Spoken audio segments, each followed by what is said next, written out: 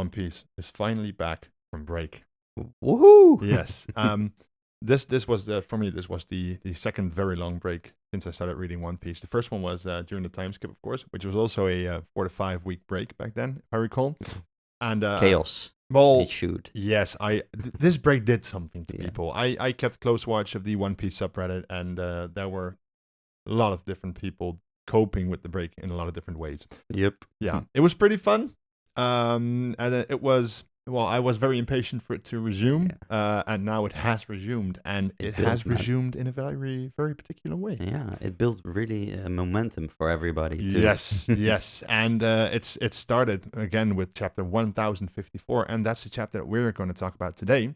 We've already read it, both of us, so this is not going to be a live reaction video. Nope. So if you have not read chapter 1054 yet, I would advise that you read the chapter before you watch the rest of this video, because we are going to be discussing it. It in depth. In depth, well, as deep as we can go, because we are not the guys who overly. You are, of course. You make a lot of theories. We'll see. We're just gonna read the chapter. I think that's a great idea. So you've got it right there. Yeah. Tell me. So the first picture is, of course, the colored for Yonko. The new four Yonko. New 4 emperors. Yeah. Well, actually, 2 new ones. Yeah, 2 new ones, 2 old ones. But yeah, quite a surprise to see Buggy, of course, but that was already revealed in the last chapter. Yes. So a really cool image. Yes, and now we are actually, for the first time, we are getting a good look at Luffy's new wanted poster, or the picture on his wanted poster. Colored. Yeah. I mean, I love the design. Yeah, me too. It's brilliant. Yeah. It's been discussed at length everywhere. The design of Gear 5th, of course, of Luffy's awakened form. It's brilliant. So people were waiting for the colors though, because it was not clear if it would have been. People were just waiting to see if it was just the clothing and the hair that was bright white, or it was everything. It wasn't made completely clear in the chapters. Now, of course, because of the black and white source, it's not easy to spot what the colors are, of course. But there was a lot of speculation that he was completely white, like old cartoons, the old Disney animations and stuff like that. But we can see now that it's just only his hair and his clothes. So I really dig the design. I do too. Yeah, it's great. Yeah. So to get into the chapter, we're just gonna scroll down. So what we of course see here in this chapter at the very beginning is that Admiral Ryokugyu, or Green Bull, has reached Wano, has reached the flower capital actually. Yeah. Well, the party's still going on. The party's still going on, and well, of course there are forces out there to try and stop him, and it's none other than the last remaining samurai of the Akazaya 9. Yeah, the Red Scabbards. Yeah, we see all kinds of trees sprouting out of the ground, and it's an Logia power. Yes. It's really cool. He reminds me of King Baum in later panels. Yeah, so it's really cool to have this kinds of powers here in Wano, because of the dry desert area, and it was all wasteland. Yeah. So of course, give some flowers in those areas. It's obvious that Oda's going to use this character to make Wano flourish again, one way or the other. I was really surprised by Yamato being there. Yeah. Well, not surprised per se, because obviously now that Luffy's back awake, she's eaten again, hopefully taking a bath as well, because she was very smelly. Probably, yeah. I can only imagine, yeah. Of course you can only imagine, like everybody else. Now of course Yamato is back, and but obviously she's sort of like the guardian protector of Wano. This has been referenced a lot of chapters ago, back when Yamato was still fighting Kaido to buy time for Luffy. It was actually Kaido who referenced to her Devil Fruit as the legendary guardian deity of Wano. Yeah, true. So naturally, and this again, for me personally, is another reason why Yamato would not join the Straw Hats, even though it's been hinted right by now numerous times, and there's merchandise out there and everything. She is literally the guardian deity of Wano. Her Devil Fruit personifies that being. And what this chapter also shows, if you go further, it's Momonosuke trying a blast breath, Bodo breath, and you can see it fail miserably. Yeah. we had the same reaction, like, huh? Yeah. He did that quick until we saw the next panel and we were he's- laughing our asses off. he's learned a bottle breath already. That's pretty quick. No, obviously he hasn't. No. He has no clue. He doesn't have the power to defend Wano. So for me, what this represents is that even though we still have the red scabbards, even though Momonosuke is an adult now, who looks very much like Odin, as has been referenced numerous times, none of them are actually strong enough to stop an actual threat to Wano. We don't know that for sure yet. Well, this implies it. They need Yamato is the only one who's actually doing something here so far. Yeah, that's true. But yeah, I think Momonosuke also stopped the fight prematurely from all the rest too. Maybe. But I mean, I think this is a very clear. In my opinion, this is just a very clear sign that Wano needs Yamato. And I was on the side of Yamato's definitely joining the Straw Hat crew, but after reading this chapter, I'm really thinking that she's gonna stay here for a while. Yeah. Or what I've been saying from the get-go. She will return really quickly. Like it will be a shorter trip, like Odin did with the Whitebeard pirates, something like that. Let's not forget about Jinbei. Jinbei joined the Straw Hat Pirates after Fishman Island, and it took until the actual final fight of Wano on Onigashima for him to actually physically join the Straw Hat Pirates. Yeah, true. So it could very well be that Yamato obviously has already stated her intention to join the crew. Yeah. But it could be that after this fight with Admiral Ryukyu, that she actually says, okay, I'm needed here as guardian deity of Wano to protect Wano from outside threats, because obviously the world government is trying to make a move to get Wano inducted in the ranks. I'm going to stay here for a while until I know that Wano's safe and that the Scabbards and Momonosuke are strong enough to protect it.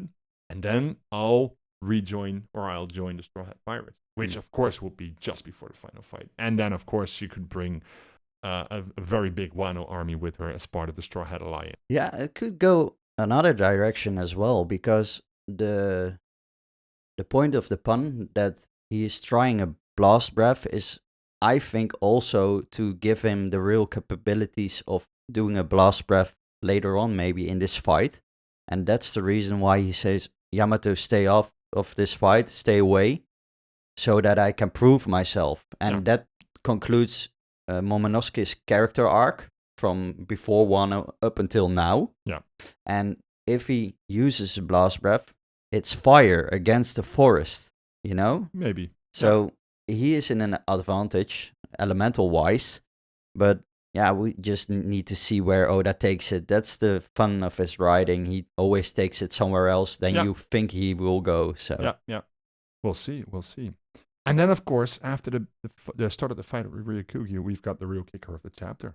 Yeah, because hype and shoes. For the second time, at the end of a very, very major arc, we've got a surprise appearance of a certain red-haired pirate.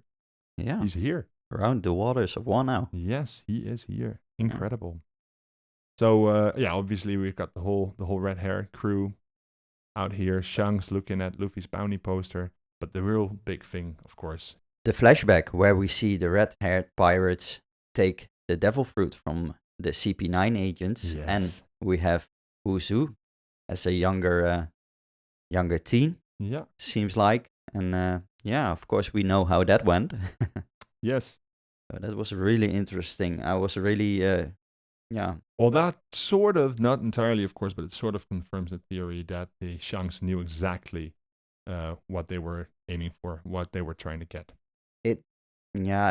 It doesn't confirm it, but it hints at it. It strongly hints.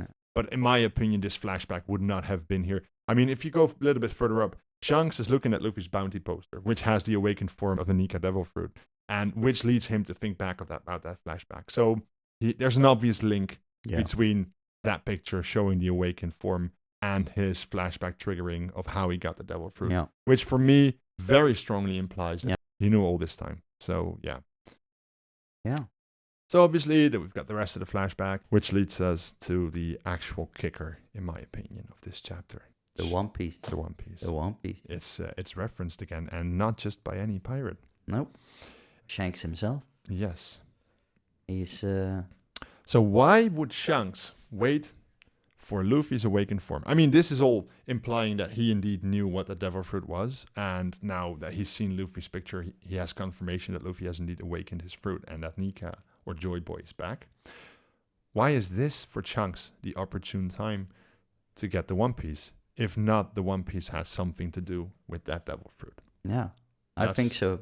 I think so too. But it's also suggested in discussions that he's not going to retrieve it himself, but he's saying in a general sense that it's time to retrieve the One Piece, not as the Red-Haired themselves, but... Well, this translation says, isn't it about time to go and claim it? Yeah, and there is discussion about that sentence. Yes, that's very good. That's very good. Yeah. Right. We'll see. I'm really curious. I'm really curious. I think this is more of a question than an answer, in my opinion. So, and then we've got the final thing of the chapter, which does answer quite a few questions. Quite a few reverie questions that were all burning in our minds. Oh my, yeah. It's who died.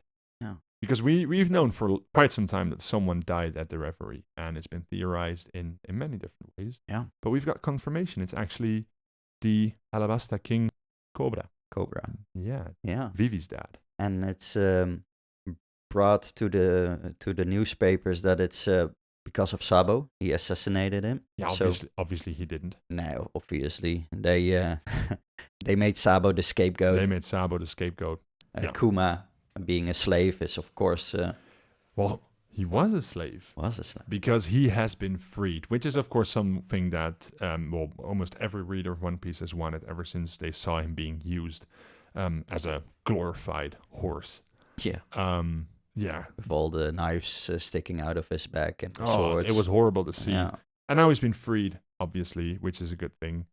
And it also says that Princess Vivi is missing. Yeah. So we already saw this back at the reverie, where one of the Tenryubito tried to abduct Shirahoshi. Yeah. And, we know things were almost about to go badly wrong. And we also know that Vivi was in danger. So I think probably they made some ploy, and they kept Vivi safe, and Cobra sacrificed himself. But we don't know. It could be something entirely else.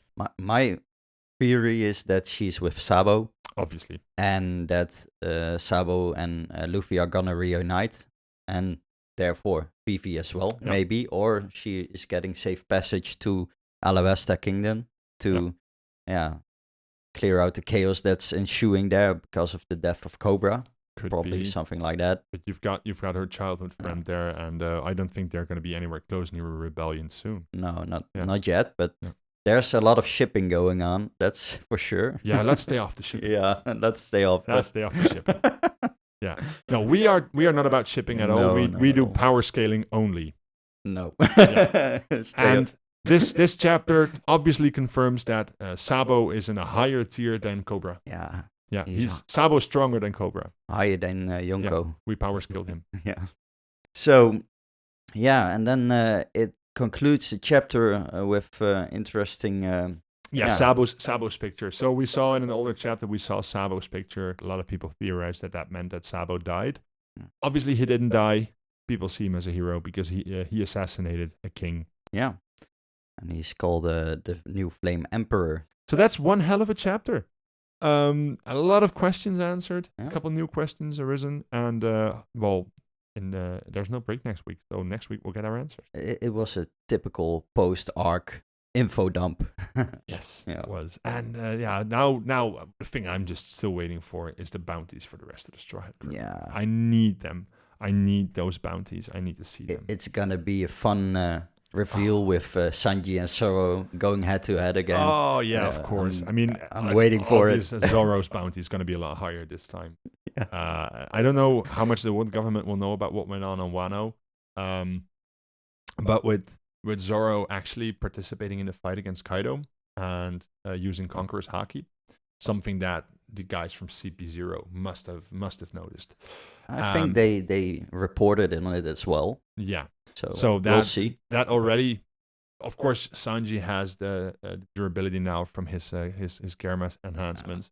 That's another thing. But it's not using Conqueror's Haki to wound Kaido level achievement. No. So not to get into the whole Sanji versus Zoro debate, I think solely based on what they've shown on Wano, it's obvious that they are incredibly powerful, the both of them. But I think from the eyes of the world government, the fact that Zoro used a Conqueror's Haki infused attack against Kaido and actually won him, I think that will give him the edge battle-wise this time. This time. But I think Oda really straightened out that question because he both called them wings of the Emperor of Luffy. So he put them on the same level. So whatever is happening at the moment, know that they are both the same. I think that's... I've always seen Zoro and Sanji as equals. In my opinion. Yeah, and I would be very upset if that somehow got out of balance. Yeah. So I'm very happy that Sanji got the durability power from his Gamma experiment thing. True. Because that gives him something as well when Zoro obviously got the Conqueror's Haki now. So yeah, I want them to be equal. They're supposed to be equal. Yeah. Like you said, they are the wings of the Pirate King. Needs to be in balance. Yeah. So this is we're never going to do the whole Zoro versus Sanji debate because in our opinion, and this is something that we agree on, this is they're equals, and they've always been equals in my opinion, and it should stay that way. Yeah. And what also should stay that way is that the next chapters are as awesome as this one. Yeah, and there's no break, so looking forward to them. Next week. You have made it to the end of yet another AMF production. We hope you enjoyed the video. Please like and subscribe if you did, and be sure to check out any of our other videos.